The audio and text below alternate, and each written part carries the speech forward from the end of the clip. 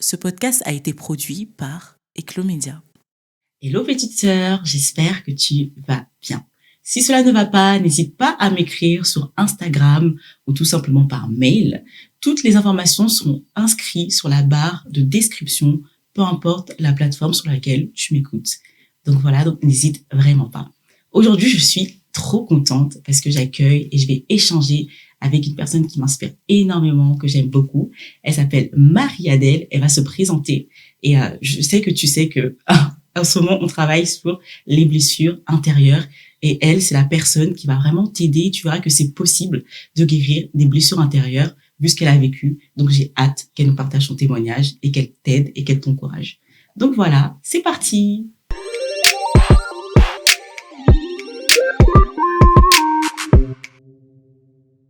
Alors, bonjour Marie, je suis trop contente de t'avoir avec moi. Moi, je suis contente d'être là aujourd'hui. Trop contente. Alors, est-ce que tu pourrais te présenter? Bien sûr. Alors, je m'appelle Marie-Adèle. J'ai 25 ans. Yes. Je suis une jeune étudiante en gestion des entreprises et je travaille en parallèle dans une société qui fait des actions des téléphones. Je m'occupe, je fais du service après-vente, un peu de traduction. Voilà, je touche un peu à tout. Ouais. Parce que Marie, c'est une personne qui ne peut pas rester là une seule chose à la fois. Oui. Voilà. Ouais, Et que dire d'autre, voilà, hein. C'est moi. Bon, t'as une vie bien chargée, en tout cas. Et te connaissant, je sais que tu bouges dans tous les sens, donc c'est juste trop bien. Alors, je sais que tu as connu un événement assez traumatisant. Et d'ailleurs, beaucoup de femmes sont passées par ce genre d'événement. Est-ce que tu veux nous en parler ou nous en dire un peu plus?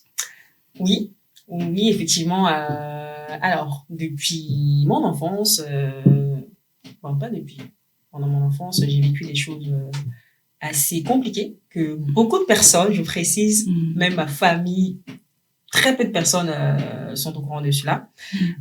Donc voilà, j'ai connu des abus, des viols qui ont duré qui ont perduré pendant de longues années. Et voilà, c'est un peu ça. Aujourd'hui, voilà, ça me fait rire d'en parler parce que c'est pas, j'avais jamais pensé le faire un jour. Mais voilà, gloire à Dieu et aujourd'hui, Wegina a réussi à me faire sortir de ma zone de confort pour en parler publiquement. Voilà. Déjà, moi, je t'ai pas invitée parce que tu es mon amie, mais je t'ai vraiment invitée parce que, quand on te regarde, on voit une personne qui est tellement solaire, une personne qui aime aider les gens, une personne qui aime les gens, tout simplement. Et quand je te regarde, je me dis, en fait, que tout est possible, que c'est possible de se relever, c'est possible de guérir des blessures intérieures. Donc, au-delà d'être mon amie, je t'ai vraiment invitée parce que je voulais vraiment que les petites sœurs sachent que de façon pratico-pratique, en fait, c'est possible de se relever. Oui. C'est possible de ne plus se laisser abattre, peu importe les choses qu'on a vécues, même les événements les plus traumatisants. Et toi, t'es vraiment la preuve, en fait. Donc, en fait, je voudrais savoir, quel est cet événement, du coup, qui t'a traumatisé et à quel âge ça s'est produit? Alors, comme je l'ai dit tout à l'heure, c'était donc des viols, oui, c'est clairement ça, des viols, des abus, des attouchements, tout ça, je les appelle viols parce que voilà. Alors, de mémoire, quand j'ai commencé à me rendre compte de ce qui se passait, mais sans pour autant être consciente que c'était des viols, j'avais 5 ans. J'avais 5 ans, je partais sur mes 5 ans assez tôt. Assez tôt, et cela a duré jusqu'à, j'en ai 25 aujourd'hui, jusqu'à mes 22, 23. Waouh. Ok. Voilà. Ok. Waouh. C'est vraiment impressionnant. Mais du coup, comment t'as fait pour t'en sortir? En fait, c'est difficile un viol, hein. Et surtout de vivre des viols aussi longtemps. Mais du coup, comment t'as fait pour guérir, pour passer outre, etc. Alors, pour guérir, pour passer outre, alors, il y a eu un long travail qui a été fait. Mais comment j'ai fait, ça a été vraiment de pardonner. Alors, déjà de me dire que, en fait, ça suffit, il faut que ça s'arrête, en fait. Il faut que ça s'arrête parce que, à un moment donné, je me suis rendu compte que c'est pas possible que, partout où je passe, à chaque endroit où je vais, il y a ce même schéma-là, en fait, qui reprend. Donc, à un moment, je me suis dit, non, en fait, il faut que ça s'arrête. C'est pas possible que, voilà, depuis mes 5 ans, plus je grandis, quel que soit là où je vais, il y a ce truc-là qui est là. Des viols, des abus, des attouchements, que ce soit d'hommes ou de femmes, hein. que ce soit d'homme ou de femme. Donc, je me disais, enfin, à un moment donné, je me suis dit, non, c'est assez, c'est assez. Faut que ça s'arrête. Et c'est à partir de là que j'ai eu un déclic de vraiment travailler sur ça, essayer, en fait, et surtout de chercher Dieu, parce que je savais que de moi-même, en fait, j'allais jamais y arriver. Je sais que, voilà, ta plateforme c'est pas forcément pour les chrétiens ou quoi, mais moi, c'est vraiment ça qui m'a aidé à m'en sortir. Vraiment, ma foi. J'ai vraiment commencé à chercher Dieu. Et dans cette quête de Dieu là, en fait, quand je l'ai trouvé, il y a eu ce travail aussi qui a été fait pour me guérir de ces événements-là. Waouh, super, super. Et moi j'ai une question parce qu'en général les personnes qui ont vécu par exemple ce genre d'événement, ces personnes souffrent par exemple de rejet, de tout plein de blessures. Mais toi, qu'est-ce que tu ressentais? Qu'est-ce que tu te disais de toi en fait? Alors, ce que je ressentais, de la colère. Parce que là, la Marie solaire que tu vois aujourd'hui, avant, j'avais le visage toujours fermé. Les gens me disaient, oui, mais pourquoi tu as le visage toujours fermé? Pourquoi t'es fâchée? En fait, j'étais pas fâchée, mais au bout d'un moment, en fait, l'accumulation des choses faisait que, en fait, j'arrivais pas à être joyeuse, en fait, comme je le suis aujourd'hui. Et ça avait créé en moi, en fait, de la jalousie. Parce que quand je voyais les autres, voilà, qui pour moi, après, je ne connaissais pas forcément la vie des gens, mais quand je les voyais tout simplement être heureux, joyeux, enfin, je me disais, pourquoi moi, je peux pas être comme eux? Le rejet. Parce que le rejet, et puis je ne m'aimais pas tout simplement. Je ne m'aimais pas parce qu'à un moment donné, en fait, j'ai accepté que ça, en fait, ça faisait partie de moi, c'est de mon identité, en fait, que ma vie était faite pour ça. Donc, je l'ai accepté, et puis, en fait, clairement, pour être terre à terre, je m'en foutais de moi. Wow. Je ne considérais plus mon corps, je ne me considérais plus, en fait.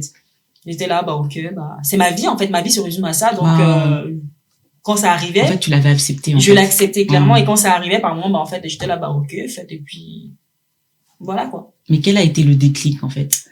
Alors, le déclic, ça a été vraiment, lorsque c'est arrivé avec alors, quand je me dis le déclic, c'est vraiment le déclic où tu t'es dit, en fait, là, c'est plus normal, en fait. Là, faut que je me lève, faut que. Alors, du coup, le déclic, c'est arrivé en 2017. Je me rappelle très bien, en 2017. Non, même pas. Oui, ou plus ou moins ça, 2017, mais après, c'est en 2019 que le travail vraiment a commencé. Pourquoi en 2017? Parce que, ça a failli se reproduire avec un homme d'église. Si je peux dire, je vais pas dire son nom, mais un prêtre. Moi, je cherchais à me confier à ce prêtre-là.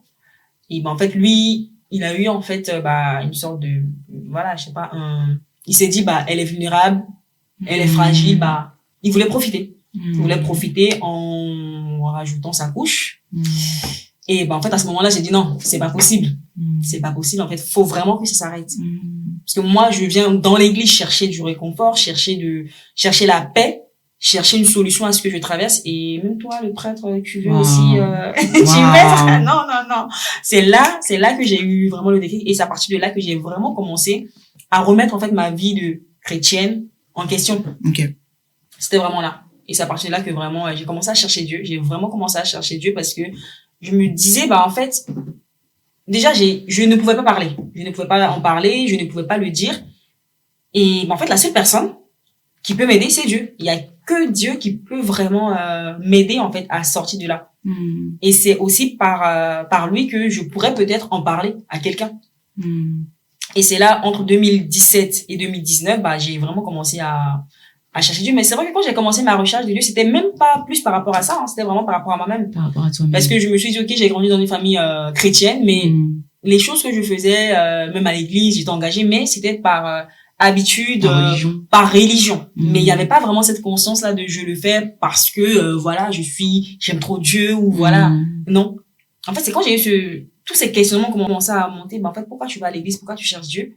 Là, entre 2017 et 2019, c'était un peu flou total. Je m'étais renfermée sur moi-même. J'étais un peu, voilà, j'étais dans ma quête et je ne trouvais pas jusqu'en 2019. En fait, le Seigneur a fait les choses.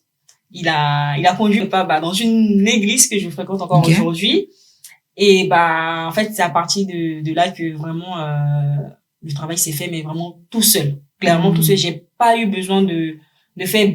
Oui, j'ai eu une part à faire, mais j'ai pas eu besoin de faire beaucoup d'efforts. Parce que vraiment, tout s'est enchaîné. Parce que quand j'ai mis les pieds dans cette église, la première chose que le Seigneur a décidé de travailler, c'était ce point-là. Waouh. C'était vraiment ce point-là. Voilà. Waouh. Mais par exemple, une personne qui n'a pas forcément Dieu et qui voudrait avoir quelques points d'étape pour, entre guillemets, essayer de guérir ou d'enclencher un processus de guérison, qu'est-ce que tu pourrais conseiller à une personne? Quelle est la part la plus importante?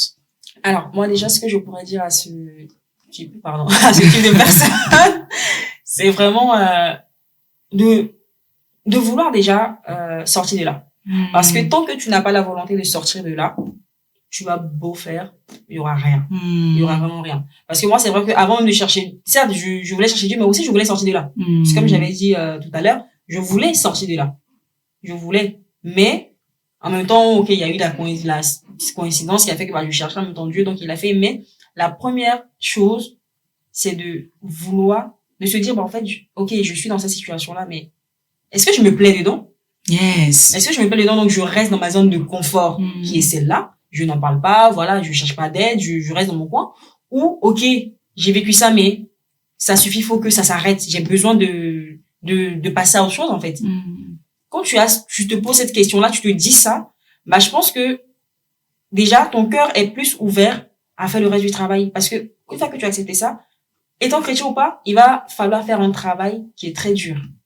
Qui va être, bah, en fait, celui c'est le pardon, tout simplement, le pardon. Surtout qu'en fait, il y a alors, j'ai beaucoup entendu de beaucoup de femmes, de personnes qui ont été violées et qui ont vécu la mémoire traumatique. C'est-à-dire que, très récemment, je parlais à une jeune femme et elle me disait, mais, voilà, enfin, c'était sur la plateforme Ta Grande Sœur. Et elle me disait, mais c'est que maintenant, là, elle a la vingtaine, elle me dit, c'est que maintenant que je me suis rendu compte que je me suis fait violer dans l'enfance. En fait, son cerveau avait tout effacé et là, elle a la vingtaine et elle se rend compte que, mais en fait, j'ai été violée, en fait. Donc, comment faire, en fait, déjà pour accepter qu'en fait, ça s'est produit, mais une fois que le cerveau, en fait, a capté cette problématique, en fait, qu'il s'est passé ça à tel âge, parce que du coup, en général, ce sont des flashs qui reviennent et qui sont très, très, très, en fait, c'est très, très violent. Comment on fait, en fait, pour se relever de tout ça, enfin?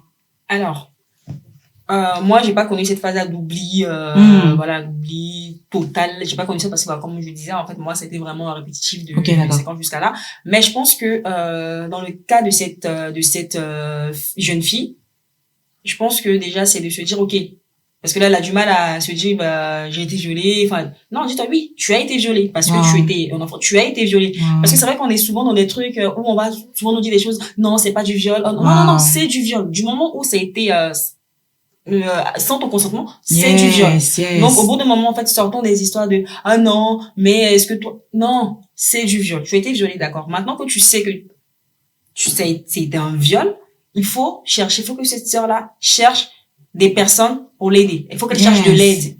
Parce que d'elle-même, elle ne pourra jamais s'en sortir. Parce que déjà, elle est traumatisée par de savoir que oui, j'ai été violée, mais maintenant, tu fais quoi? Faut qu'elle cherche de l'aide.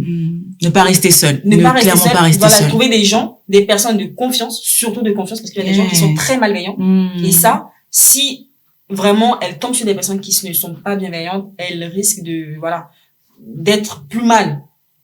Vraiment trouver des personnes bienveillantes qui vont l'aider à travailler sur ça et à ce qu'elle, en fait, qu'elle soit, en fait, heureuse, j'ai envie de dire. Heureuse, parce que aujourd'hui, elle a ce déclic-là de, ok, j'ai été violée, mais ça peut créer, si elle reste dans le silence, ça peut créer, en fait, beaucoup de blessures. Beaucoup de blessures, surtout si, elle se souvient de ces personnes-là, et si, admettons que c'est des personnes qu'elle côtoie encore aujourd'hui, ça risque de s'accumuler. De faire mal. Mais justement, il y a des femmes qui aimeraient parler, mais elles n'ont pas envie de parler par honte, premièrement. Et il y a surtout des jeunes femmes qui vont peut-être nous regarder et qui vont se dire, mais en fait, j'ai été responsable. J'ai été violée peut-être parce que j'ai des formes, peut-être que j'ai été violée parce que ce jour-là j'étais mal habillée, peut-être que j'ai été violée parce que je sais pas, je suis de telle origine.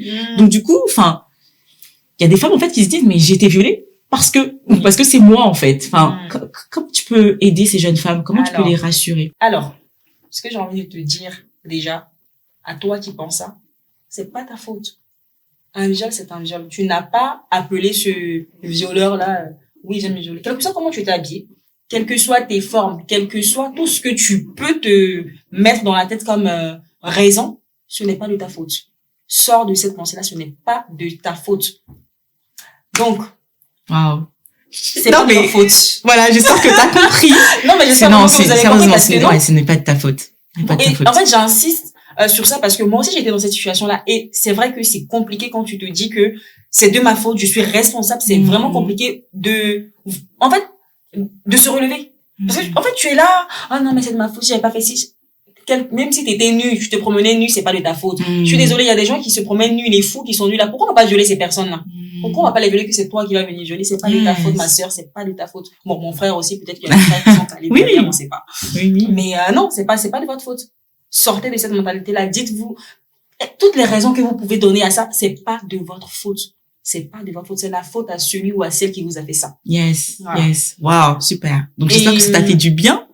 Si t'as entendu ça, enfin, voilà, tu n'es pas responsable. Tu n'es pas responsable d'un viol. C'est un acte qui est ultra violent. Tu n'es pas responsable. D'accord? Surtout quand t'es enfant. Tu vas me dire que quand t'étais enfant, on t'a violé à 5 ans, à 6 ans et c'est ta faute. Ah, ma sœur, mon frère, c'est comment?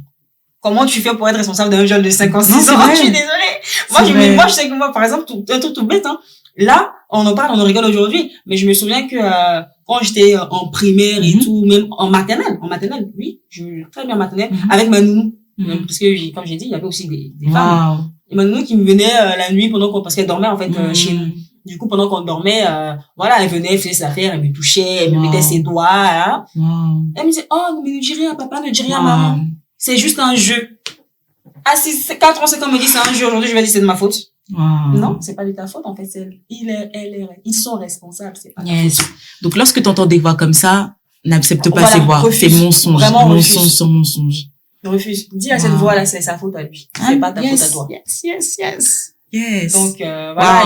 Merci. Non, mais vraiment, à se dire que c'est, parce que, je sais pas, moi, si j'étais dans cette phase-là de, c'est ma faute, peut-être que, oui, mes formes, oui, peut-être que je m'habillais comme ci, comme ça, mais en fait, à un moment donné, je me suis dit, mais non, en fait, comment ça peut être de ma faute? Et surtout que, ce sont des adultes qui faisaient ça. Donc, vous qui êtes adulte, moi, je n'étais qu'une enfant, en fait. En tant qu'enfant, comment je fais pour, dire, oui, tonton, oui, monsieur, viens me violer? Est-ce que même je savais même ce que c'était un viol? C'est clair. Est-ce que je savais ce que c'était même un abus? Non, je ne savais rien de tout ça.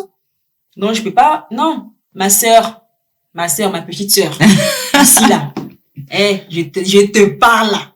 C'est pas de ta faute. Yes. Non, c'est pas. J'espère que tu es rassurée. Non, vraiment, sors de là. Et, vraiment, sors de là parce que je sais ce que ça peut faire. Quand, surtout, tu te dis, oui, c'est de ma faute. Enfin, quand je me dis c'est de ma faute.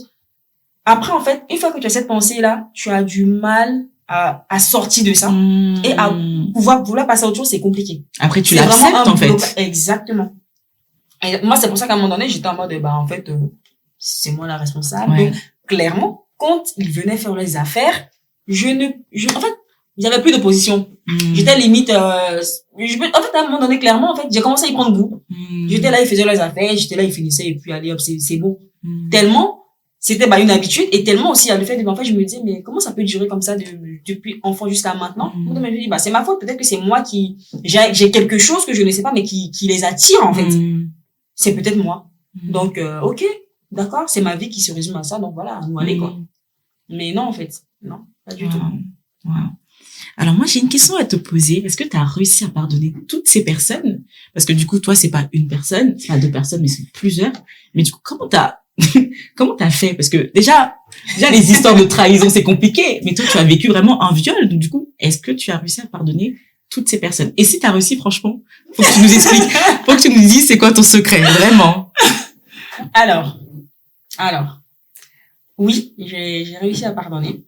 Mais si je te dis que ça a été fait d'un coup, je serai en train de te mentir. Parce que au début, comme j'ai dit, quand je suis arrivée dans cette église-là, quand le Seigneur a vraiment mis le doigt sur ça, c'était la guerre. Je me dis pourquoi je vais pardonner? C'est eux qui doivent venir me demander pardon. Bon, c'est censé être logique en vrai. On m'a fait du mal. Donc, voilà, on m'a fait du mal. Donc quoi? Non mais oui, totalement. Non, j'étais vraiment dans cette phase de non, je pardonne pas.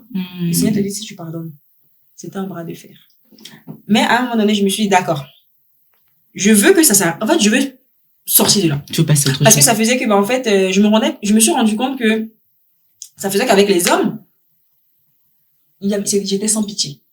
J'étais vraiment sans pitié. Je voulais rien savoir. en fait, j'étais méchante envers les hommes, en fait. J'étais vraiment parce que j'étais méchante. blessée, ce qui est normal. Parce que pour moi, en fait, je les avais tous mis dans une case et j'ai fermé, j'ai jeté la En gros, les hommes, tous les mêmes, tous des violeurs, tous des bandits. Et en fait, dans ma tête, c'était en mode, si un homme s'approchait de moi, c'était parce qu'il voulait coucher avec moi. Clairement, j'étais arrivée à ça. Quand on venait me parler, je l'ai remarqué parce que pour moi, c'était en mode, en fait, tu voulais quelque chose. Et que, en fait, même si je te disais non, t'allais vouloir l'avoir de force. Donc, à un moment donné, quand le Seigneur a dit, en fait, faut pardonner, j'étais en mode, non, pourquoi je vais pardonner? Et en fait, il y a eu ce truc-là qui, un jour comme ça, j'étais là, puis qui m'a dit, mais en fait, j'ai entendu cette voix-là qui me dit, mais en fait, tu veux sortir de là, mais tu peux pas pardonner. En fait, tu vas rester dedans. À ce moment-là, j'ai dit, non, on va pardonner. On va pardonner. Et en fait, il y a eu ce processus déjà. Quand on dit pardonner, c'est pas d'abord de pardonner aux personnes qui t'ont fait ce mal-là, mais c'est plutôt de se pardonner à soi-même. La première des choses, c'est vraiment de se pardonner à soi-même. Parce que du moment où tu te dis, t'es la responsable, t'es coupable, c'est par ta faute et toutes ces choses-là, en fait, faut déjà te pardonner à toi-même en te disant, en fait, c'est pas ma faute, je suis pas coupable. D'accord. J'ai peut-être pas pu en parler, j'ai peut-être gardé ça pour moi, ça m'a créé des blessures, mais faut absolument se pardonner à soi-même en premier avant de vouloir pardonner. Parce que si tu n'arrives pas à te pardonner à toi-même, tu n'auras pas la capacité de pardonner à cette personne-là qui t'a blessé, en fait. C'est le principe du miroir. Voilà, tu ne pourras pas. Même si tu as la volonté, tant que tu ne te pardonnes pas à toi-même, ma sœur, mon frère, tu ne pourras pas pardonner à celui qui t'a violé, qui a abusé de toi. Donc moi, j'ai commencé par faire ce travail-là de pardonner à toutes ces personnes-là et clairement, ce que j'ai eu à cœur de faire, pas que j'ai eu à cœur, mais je pense que c'est vraiment ce qui m'a mis à cœur. Désolée, on va beaucoup parler du Seigneur parce que moi, mon travail est chrétienne avec lui. Yes. Et voilà. Donc, ça a été vraiment de lister tous les noms. Surtout que, franchement, c'était compliqué. Clairement, c'était compliqué parce que il y a des noms que oui, il y a des gens que je savais, il y a pas de problème, mais avec qui, en fait, je ne suis plus en contact. Mais il y en a que j'avais même oublié, mais quand je faisais ce travail-là, il y a des noms qui me revenaient comme ça. Et en fait, je voyais que, avec cette personne-là, en fait, je parle encore avec cette personne-là. Des personnes avec qui, en fait, on est encore en contact et tout, on se parle, mais je dis, ah ouais, toi aussi, encore celui-là. Et en fait, ces personnes, par exemple, que j'avais oubliées, lorsque je notais le nom, mais en fait, la scène me revenait à l'esprit. Je dis, ah ouais, ok, d'accord. Et en fait, à la fin de cette liste, au bout d'un moment, la première fois que j'ai commencé à la faire, je suis pas allée au bout, j'ai lâché l'affaire. Parce que j'avais trop mal. J'étais vraiment en colère. Du coup, j'ai arrêté de la faire. Et 2 jours après, je suis revenue, j'ai dit, ok, d'accord, si c'est par là que je dois passer pour être guérie, je vais le faire, en fait. J'ai pas le choix, je vais le faire. Donc, je reprends ma liste, je continue, je la fais. Et puis, à la fin de la deuxième fois que je l'ai faite, je suis arrivée à plus de 20 noms dépassés, quoi. J'étais en mode, ah ouais. Plus de 20 personnes. Et en fait, dans cette liste-là, il y avait des cousins, des cousines, des oncles, des amis de la famille. En fait, des personnes que je côtoyais tous les jours. Tous les jours, clairement. Du coup, j'étais en mode, waouh, tout ça. Maintenant, il fallait le prendre un par un. Toi, tu m'as fait ci, tu m'as fait ça, mais je te pardonne. C'était des pleurs. Chez moi, c'était, à un moment, c'était vraiment un champ de bataille. Et quand je rentrais chez moi, je savais que c'était la guerre du pardon qui allait commencer. Donc, clairement, et j'avais mon petit coin, où je connais chez moi, devant mes armoires, là, le petit coin qu'il y a là, c'était le champ de bataille. Je venais, je me posais là, avec ma Bible, avec mon cahier, et puis, c'était ça. On travaillait. J'ai fait vraiment le maximum à cette période-là, parce que bon, faut savoir que la période, pardon, tout ça a duré, ça a été long, c'était vraiment sur, en 6-9 mois, parce que c'était compliqué. Il y a des moments où, en fait, je lâchais l'affaire, et puis, je faisais ma vie et tout. Et puis, quand je me souvenais qu'il y avait un travail qui n'était pas terminé, j'y retournais. Mais ça a vraiment été sur un long moment. Et pour moi, clairement, j'avais pardonné à tout le monde. Mais en fait, non, il y avait une personne en particulier à qui, en fait, j'avais vraiment pas pardonné. Et ça, pour moi, en fait, c'était réglé et tout. Jusqu'à l'année dernière, j'ai envie de dire, 2022, où coup, il y a une personne, lorsque j'échangeais avec quelqu'un qui est pour moi un papa aujourd'hui, dans mon église toujours, qui est vraiment un père pour moi, on échangeait sur ça. Et puis, il a appuyé sur un bouton qu'il ne fallait pas. En fait, je me suis rendu compte que j'avais pardonné à tous, sauf à une personne en particulier. Et bien, parce que franchement, ce papa-là, il n'est pas allé loin, il me posait juste une question, et puis, je me rendais compte que, ok, les autres, quand tu me posais ces questions-là vis-à-vis des autres, aucun problème, tout va bien. Mais cette personne en particulier, c'était comme si, non, j'avais du mal à digérer. Yes. Et là, il m'a dit, en fait, t'as pas vraiment pardonné parce que cette personne-là, tu l'as pas pardonné. J'étais en mode, mais comment ça? Mais moi, ça y est, c'est bon. Je faisais ma bouche. Non. Non, j'ai pardonné et tout. Et à un moment donné, il m'a dit, ok, d'accord, on va prier. Il n'avait même pas dit grand chose dans la prière. La go était par terre. En pleurs. J'ai dit, mais ça, je n'avais pas pardonné, en fait. C'est parce qu'en fait, il suffisait juste qu'on me dise le nom de la personne et j'étais en mode, non, je veux rien savoir. Pour moi, cette personne pouvait crever, je ne voulais rien savoir. Et c'est là que je me suis dit, ah oui, en vrai, j'ai pas totalement pardonné parce que, pourquoi cette personne est restée, en fait? Et en fait, je me suis rendu compte que parce que c'est la seule personne avec qui je voyais vraiment ce qui se passait. Je savais vraiment que c'était du viol, mais je ne pouvais pas parler. Et cette personne était consciente parce que c'était limite du chantage parce que cette personne n'arrêtait pas de me répéter, si tu le dis, dans tous les cas, personne va te croire. Donc, c'est mieux, tu restes silencieux, je fais mes affaires et puis c'est tout. En fait, je me suis rendu compte que c'est par rapport à tout ça qu'en fait, avec cette personne, j'ai eu du mal à pardonner. Donc, j'ai dit, ok, du coup, j'ai dû refaire le travail que j'avais fait en 2019, en 2022, pour cette personne-là. Ça a été chaud. Chaud, mais c'était très court. Parce que tu avais pris l'habitude aussi. Voilà, et aussi, je savais qu'il y avait ce père-là, en fait, qui te soutenait. Qui était là. Exactement, qui était là, en fait. Dès qu'il a appuyé sur ce bouton-là, je me suis dit, ok, d'accord, je vais le faire. Et je sais que même si j'ai du mal, que je n'y arrive pas, il y a une personne sur qui je peux compter, en fait. Donc j'ai pris le temps, le temps de m'aller, ça a même pas sur 3 jours, parce que le jour où il a appuyé sur ce bouton-là, clairement les jours qui ont suivi, j'ai dit moi je me débarrasse de ça. Je ne veux plus rien avoir en moi, en fait, qui me ramène, en fait, à ce passé-là, en fait. Donc j'ai fait ce travail-là et puis voilà, gloire à Dieu, ça s'est fait très rapidement. J'ai pardonné. Et là, aujourd'hui, on peut me dire son prénom et tout, mais je peux l'avoir. C'est ça. Je lui fais la bise. Ah non, comme pas. Pas la bise. Mais tu l'as pardonné. Mais voilà, j'ai pas de problème et tout. Mais vraiment, c'est vraiment le pardon. Le pardon, c'est vraiment la clé de tout. Et en fait, je sais même pas comment dire parce que pour moi, en fait, le pardon aujourd'hui, c'est sans ça, en fait, tu ne peux rien faire. Quel que soit ce que tu as pu vivre, quel que soit ce que tu traverses. En fait, le pardon, ça va être la clé pour te libérer toi et pour libérer aussi ces personnes-là. Parce que clairement, entre nous, tu retiens quelqu'un dans ton cœur. Tu en as après quelqu'un. Cette personne-là, elle est tranquille, elle fait sa vie. Tranquillement, elle fait sa vie. Mais c'est toi, tu vois la personne, tu es énervé. Elle dort même, la personne. Tu vois la personne est heureuse, toi, t'es en colère.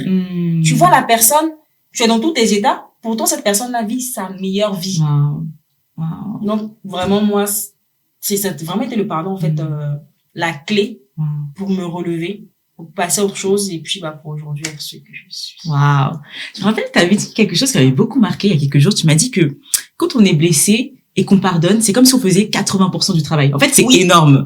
Sauf que on est dans une société où on nous dit tout le temps, il faut pas pardonner. Alors moi, je pardonne pas. On m'a blessé, on m'a insulté, mon père m'a abandonné, moi je pardonne pas.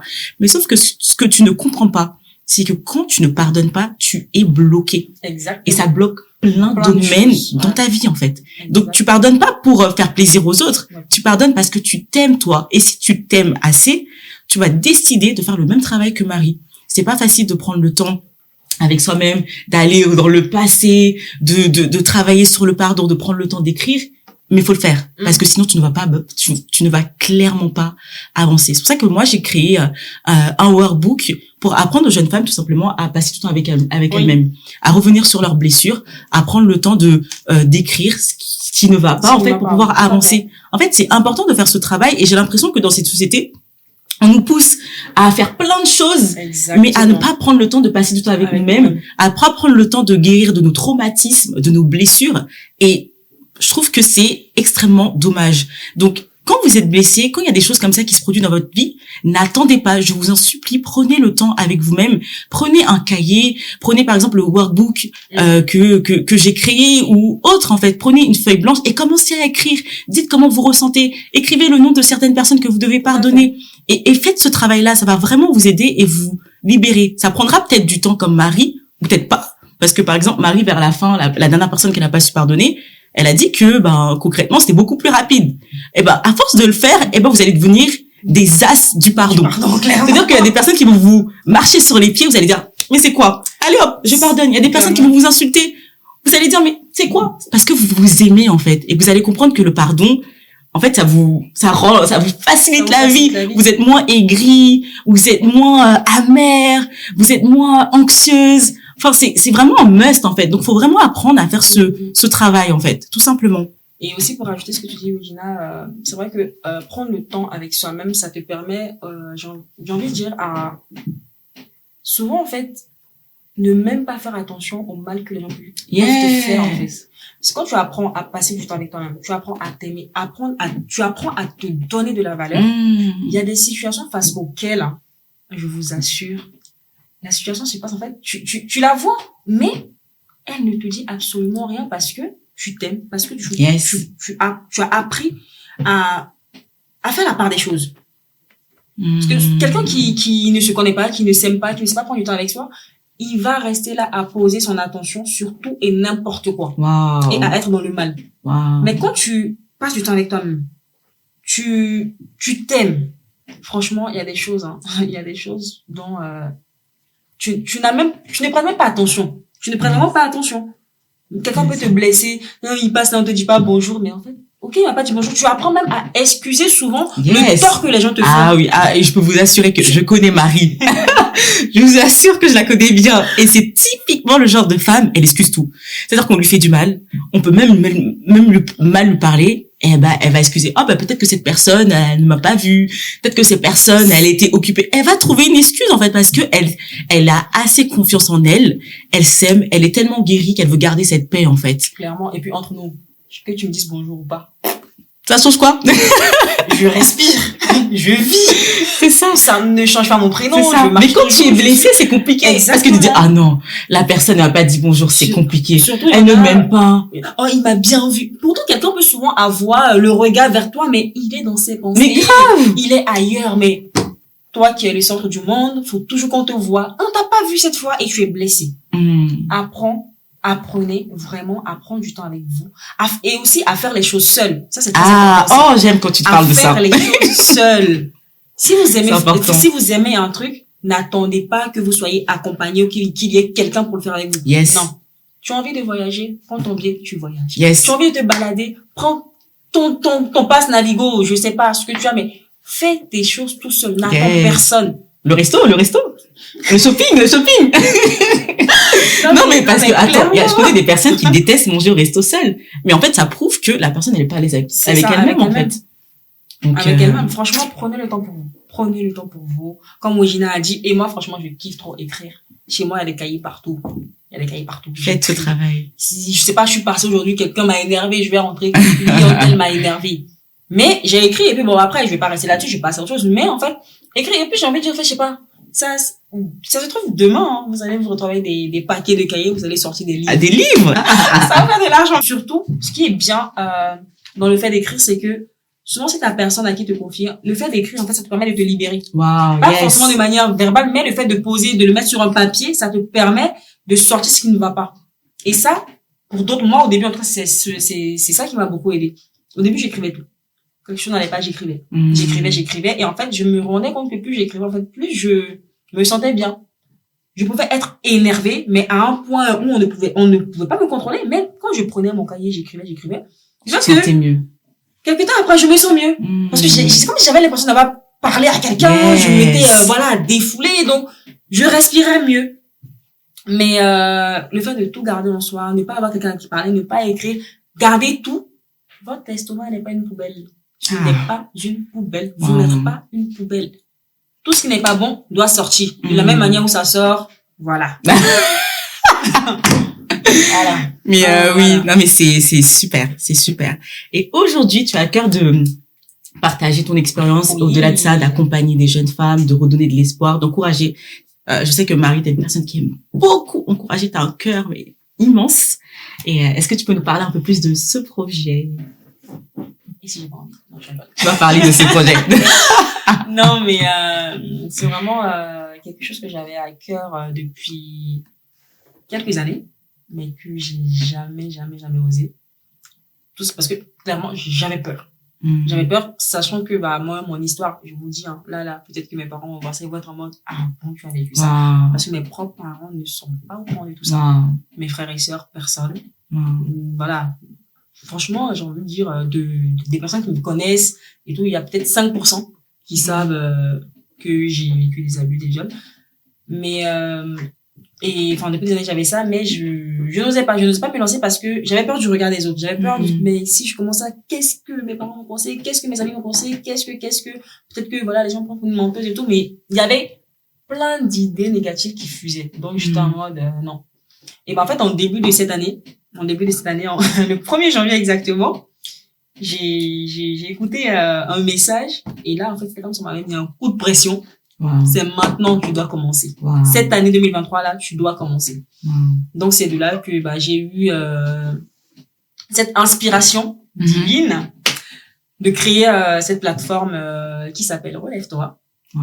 Une plateforme où en fait le but c'est vraiment d'encourager, d'accompagner, de soutenir voilà les jeunes femmes, même les hommes aussi, parce que clairement quand on parle de viol et abus, il y a beaucoup d'hommes qui vivent ça aussi, mais qui n'osent pas parler. Parce que très souvent, généralement, ce qu'on voit, c'est les filles, les femmes et tout. Mais non, il y a beaucoup d'hommes aussi. Donc, voilà, il y a cette page, cette plateforme, qui est en cours de construction, où vous pourrez, on pourra échanger, on va partager du contenu, on aura de temps en temps des invités, on va faire des lives, franchement, des temps, entre nous. Vraiment entre nous, des temps cool. On n'est pas complexé, compliqué. En tout cas, si vous venez chez moi, là, ne soyez pas complexé. Ne soyez pas complexé.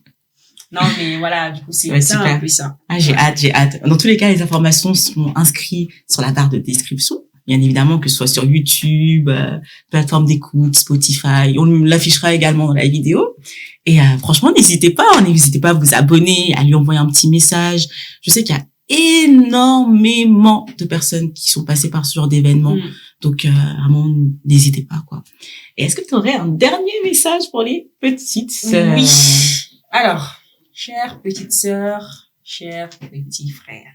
C'est vrai qu'il y a les frères aussi. Je vous dis, dans ce genre d'affaires-là, il y a toujours des hommes qui sont cachés derrière. C'est vrai. Donc, franchement, ce que j'aimerais dire, c'est de pas avoir peur. Quand vous traversez ce genre de situation, de ne pas avoir peur d'en parler.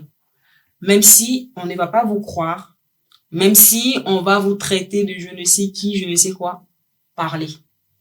Parce qu'en fait, plus vous restez en fait enfermé, emprisonné dans ça, plus vous aurez du mal à vous en sortir. Plus vous aurez du mal à vous dire, en fait, il faut que j'avance, il faut que je passe à autre chose. Et en fait, ça va vous fermer beaucoup de portes, comme Ogina disait tout à l'heure, ça va vous fermer énormément de portes. Que ce soit dans les relations, les relations simplement humaines avec les autres, ça va vous créer des complications. Et du coup, non parlons même pas des relations amoureuses et tout. Là, c'est catastrophe. En fait, vous allez rentrer dans les relations pour faire du mal aux autres, comme c'était mon cas. Vous allez rentrer dans les relations pour faire du mal aux autres. Et ça, c'est vraiment pas ce que je vous souhaite. Vraiment, parlez. Si vous savez que peut-être dans votre famille, ça va être compliqué d'en parler, parlez à quelqu'un. Je sais pas, allez voir des experts, des personnes qui sont qualifiées dans ce domaine-là, qui pourront vous aider. Parce que souvent, c'est vrai que dans nos familles, on n'a pas forcément le soutien qu'on souhaiterait avoir.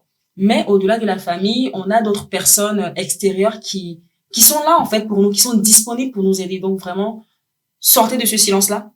Aujourd'hui, vous avez beaucoup de plateformes. Vous avez, par exemple, la plateforme de Regina, la mienne, voilà. N'hésitez vraiment pas.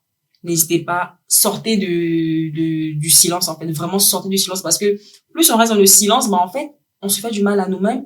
Et puis, en fait, on n'aide pas les personnes, en fait, qui nous font subir ça, en fait. Donc, clairement, moi, vraiment, le message que je peux vraiment vous donner, c'est vraiment de sortir du silence. Sortez de là. N'ayez pas honte, en fait. Ouais. C'est pas Aussi, vous oui. qui devez avoir honte. C'est Et plutôt- en vrai, même si vous avez l'impression d'être une victime, vous n'êtes pas une victime dans votre vie. Vous pouvez être des actrices. Enfin, quand par exemple, là, je vois comment, quand par exemple, je vois comment Marie, elle agit, comment elle vit, je vois à quel point elle est bien, elle est épanouie. Et personne n'aurait pu penser ça. Donc, n'ayez pas honte et dites-vous que ce n'est pas vous la victime. Vous n'êtes pas une victime. Donc voilà. En tout cas, c'était vraiment un plaisir. Je suis trop contente. J'aime trop cet épisode. C'est un plaisir de le faire avec Marie. Comme j'ai dit, au-delà d'être une amie, d'être une sœur, c'est vraiment une personne que j'aime énormément. Et c'est vraiment le témoignage vivant qu'on peut guérir des blessures intérieures. Donc là, vous avez toutes les tips. Donc vous n'avez plus d'excuses. Si vous avez des questions, vous pouvez la contacter sur la page. Comme j'ai dit, toutes les infos seront inscrites sur la barre de description. Donc voilà, n'hésitez vraiment pas. En tout cas, je vous fais de très gros bisous. Je vous dis à très bientôt et également, je pense qu'on fera un live. Hein, Oui. ce sera plus simple. Comme ça, on échangera et on Oui, parlera en vous pouvez direct. poser vos questions, voilà, y a pas de souci. On peut faire ça. Ouais. Oui. Ouais. On va mettre ça en place. Ça va être génial. En tout cas, je vous fais de gros bisous. Je vous aime très fort. Je vous dis à très bientôt.